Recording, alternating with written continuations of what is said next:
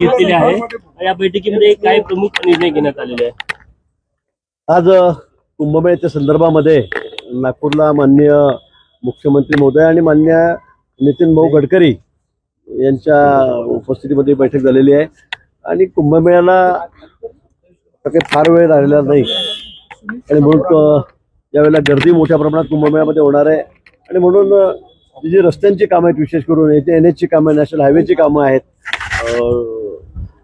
त्या संदर्भामध्ये एक विस्तृत बैठक या ठिकाणी झाली। म्हणून घोटी त्र्यंबकेश्वर जव्हार हा रस्ता म्हणजे मुंबईहून येणारे जे सगळे ट्रॅफिक असेल ते घोटीच्या माध्यमातून मार्फत त्या ठिकाणी त्र्यंबकेश्वरपर्यंत पोहोचेल आणि यासाठी 4 पदरी रस्ता हा ठिकाणी सूचित घेण्यात आलेला आहे। त्याला जवळपास 3700 कोटी रुपये खर्च त्या ठिकाणी लागणार आहे। 4 पदरी हा रस्ता त्या ठिकाणी होईल। तसंच नाशिक सिन्नर रस्त्याचा विस्तार हा सुद्धा आम्ही त्या ठिकाणी करणार आहोत। त्याच्या सुद्धा सूचना माननीय गडकरी साहेबांनी संबंधित अधिकाऱ्यांना दिलेल्या आहेत। नाशिककडे येणारे सर्व महामार्गांचा विस्तार, जे महामार्ग जे नाशिकला येत आहेत कुंभमेळ्यासाठी, मग त्याचा मोठा उपयोग या ठिकाणी होणार आहे आणि म्हणून त्याच्या विस्तारावर सविस्तर चर्चा झाली आणि तोही करण्याच्या संदर्भात सर्व सूचना गडकरी साहेबांनी या ठिकाणी दिलेल्या आहे। शहरातील नाशिक शहरातील वाहतूक कोंडी जी आहे ती सुटण्यासाठी, ती टाळण्यासाठी द्वारका जंक्शन 10 मैल म्हणजे जो एअरपोर्टकडे जातो तो रस्ता, इंदिरानगरचा बोगदा, या संदर्भामध्ये सुद्धा चर्चा झाली आणि तात्काळ इन्स्ट्रक्शन गडकरी साहेबांनी आणि मुख्यमंत्री महोदयांनी संबंधित अधिकाऱ्यांना या ठिकाणी दिलेले आहेत। मला वाटतं की आता कुंभमेळा जवळ येतोय, पण त्याहीपेक्षा यावेळेला कुंभमेळ्यातली गर्दी ही गेल्या वेळेपेक्षा तिप्पट चौपट राहील असा अंदाज आमच्या सगळ्यांचा प्रशासनाचा या ठिकाणी आहे आणि म्हणून ही कामं लवकर करण्याच्या संदर्भामध्ये, विशेष करून नाशिकचा रिंग रोड जो आहे तो लवकरात लवकर करण्याच्या संदर्भामध्ये सूचना या ठिकाणी गडकरी साहेबांनी त्यांच्या खात्याला NHला त्या ठिकाणी दिलेल्या आहेत। मला वाटतं की दीड वर्षामध्ये आम्ही सर्व कामं त्या ठिकाणी पूर्ण करू। त्याचबरोबर जळगावला समृद्धी मार्गाचं कुठेही जॉईनिंग नाही आहे आणि म्हणून आज मुख्यमंत्री महोदयांनी हेही सांगितलेलं आहे की जळगाव ते संभाजीनगर एक जोडण्यासाठी त्याला एक पर्याय शोधला आहे।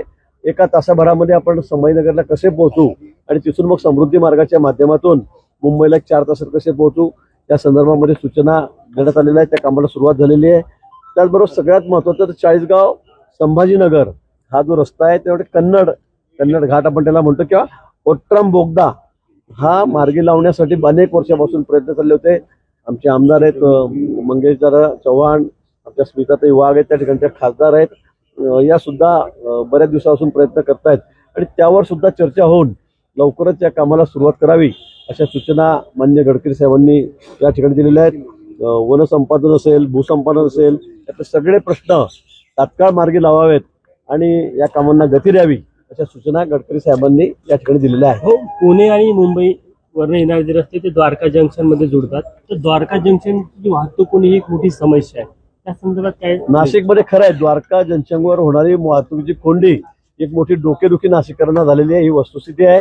पूर्वी काही गोष्टी झाल्यात, अंडरपास करण्यात आलेला होता पण तो सुद्धा थोडा चुकीचा डिझाईन झालेला दिसत आहे। तिथून खालून 1% सुद्धा उपयोग त्याचा त्या ठिकाणी नाशिकला होत नाही आणि वरून सगळी वाहतूक येत असते आणि त्यामुळे एक मोठी कोंडी वाहतुकीची या द्वारकाच्या चौकामध्ये या ठिकाणी होत असते आणि म्हणून त्याच्यावरचा सोल्युशन आम्ही काढलेलं आहे। गडकरी साहेबांनी सांगितलेलं आहे तात्काळ त्याच्यावर एक रिसर्च करून किंवा संबंधामध्ये एक नवीन डिझाईन तयार करून MSIDCला त्या सूचना देण्यात आलेल्या आहेत आणि 3 महिन्याच्या आत त्यांनी या कामाला सुरुवात करावी अशाही सूचना गडकरी साहेबांनी दिलेल्या आहेत। मला वाटतं यामुळे ही कोंडी सुटण्याला एक मोठी मदत नाशिक शहरासाठी होईल। भाऊ, हिंदी सक्तीवरून ॲडव्होकेट आसिम सरोदे यांनी मुख्यमंत्र्यांना कायदेशीर नोटीस पाठवलेली आहे। त्या संदर्भामध्ये मुख्यमंत्री महोदय उत्तर देतील काय असेल। मुंबईमध्ये शिवसेनेकडून ठाकरे सरकार पुन्हा येणार अशा पद्धतीचे बॅनर लागले। स्वप्न बघायला काय हरकत आहे? ते तर संजय राऊतांनी मागे पंतप्रधान देशाचे उद्धवजी चांगले होऊ शकतात, चांगला देश ते सांभाळू शकतात हे सांगितलं होतं।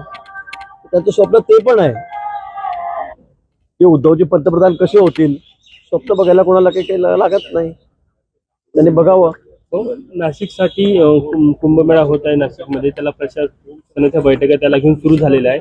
पालकमंत्री अजून नाही, त्याचा काय निकाल तोडगा निघू शकतो किंवा काय प्रयत्न सुरू आहे? मला वाटतं मुख्यमंत्री या ठिकाणी आहेत नागपुरामध्ये आज, तुम्ही शॅडो पालकमंत्री म्हणून काम करताय का? नाही, अजिबात नाही. मी कुंभमेळा मंत्री म्हणूनच काम करतोय. मला तसा कुठलाही अधिकार शाडो गिडोचा नाहीये. तिथे पालकमंत्रीच लागतो, त्याच्या सह्या लागतात. त्यामुळे मी कुठे शाडो गिडो नाहीये.